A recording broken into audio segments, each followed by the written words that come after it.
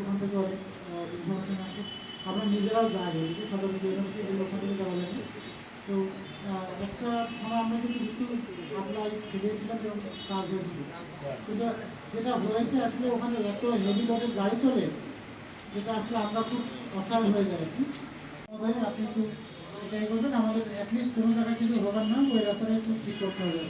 হ্যাঁ, আমরা একটু করে দেবো। ওই রাস্তাটা এমন একটা অবস্থা, আপনি যশোর শহরের যেখান থেকে হোক একটা রিক্সা অথবা একটা ইজিবাইক ভাড়া করলে ওই রাস্তার নাম শুনলে আর যেতে চায় না। ওই রাস্তা দিয়ে একটা সাইকেল চালানোর মতো অবস্থা নেই।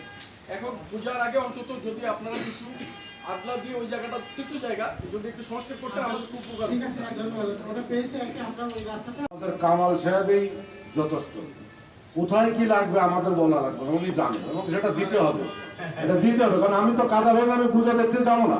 দিয়ে দেবো, অসুবিধা নাই। এক মিনিট আপনি সব বিষয়ে ক্ষমা চাইলে তো ক্ষমা করতে পারিনি আমরা আর কি, সব বিষয়ে। কাজ হচ্ছে যে আমরা পুলিশ দুজনই আমরা চেষ্টা করবো কাজ করার জন্য, যেহেতু এটার সাথে আমাদের আপনারা কমিটেড থাকলে ভাই আমি তো এই এলাকার মানুষ না, স্যারের বাড়ি কাছাকাছি, আমার বাড়ি আরো দূরে।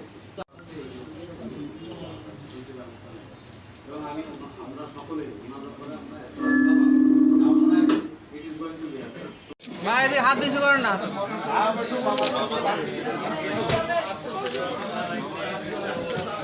মানিক ভাই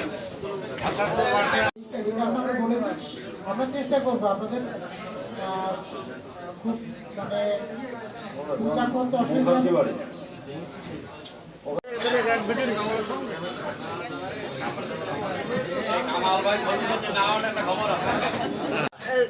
হ্যাঁ